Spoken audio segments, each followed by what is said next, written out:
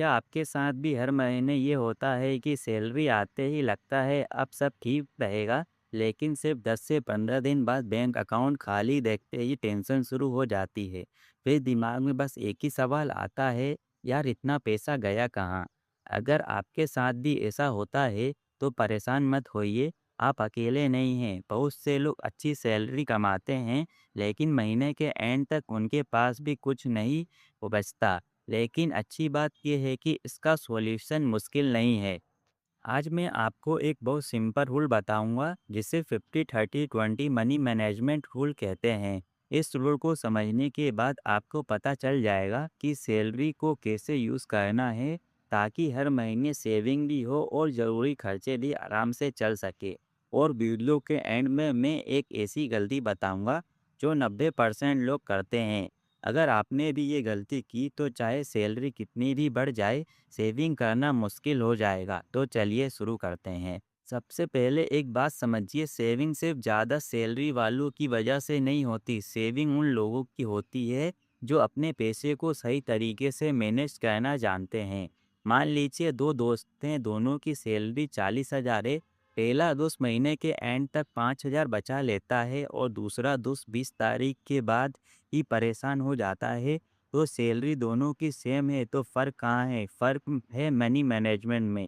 इसी प्रॉब्लम को सॉल्व करता है 60-30-20 रूल। इस रूल के हिसाब से सबसे पहले आप अपनी इन हैंड सैलरी यानी टैक्स कटने के बाद जो सैलरी अकाउंट में आती है, उसको 3 हिस्सों में बाँट दीजिए। सबसे पहला हिस्सा है 50% नीड्स, यानी सैलरी का आधा हिस्सा सिर्फ़ उन चीज़ों के लिए जो ज़रूरी हैं, जैसे घर का रेंट या ईएमआई, राशन, बिजली का बिल, पानी का बिल, गैस, ऑफिस आने-जाने का खर्चा, बच्चों की फीस और इंश्योरेंस। ये वो खर्चे हैं जिन्हें आप इग्नोर नहीं कर सकते।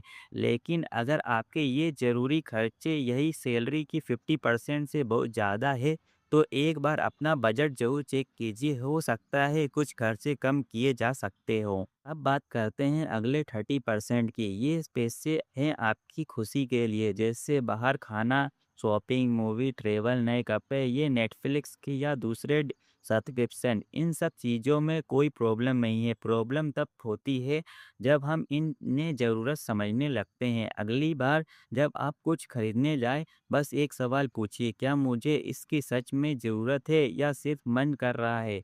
कई बार सिर्फ एक सवाल हज़ारों रुपए बचा देते हैं। वैसे हर घर का खर्चा अलग होता है, इसलिए देखना हमेशा इंटरेस्टिंग होता है कि लोग अपनी सैलरी को किस तरह मैनेज करते हैं। अब आता है सबसे इम्पोर्टेंट हिस्सा 20%। ये पैसा आपके फ्यूचर के लिए है। ज़्यादातर लोग क्या करते हैं, पहले पूरा महीना खर्च करते हैं और जो बच जाए उसको सेव करते हैं, लेकिन ये तरीका अक्सर काम नहीं करता। इसलिए सैलरी आते ही सबसे पहले 20% अलग कर दीजिए। सबसे पहले इमरजेंसी फंड बनाइए, उसके बाद धीरे धीरे एसआईपी, म्यूचुअल फंड, पीपीएफ या दूसरे ऑप्शन के बारे में समझकर इन्वेस्टमेंट शुरू करिए। याद रखिए, इन्वेस्टमेंट हमेशा समझकर ही कीजिए, किसी की बात सुनकर या जल्दी में फैसला मत लीजिए। अगर आपकी मंथली इन हैंड सैलरी 40,000 है तो 20,000 आपकी ज़रूरी खर्चे के लिए, 12,000 अपनी खुशी और लाइफस्टाइल के लिए और 8,000 सेविंग और इन्वेस्टमेंट के लिए।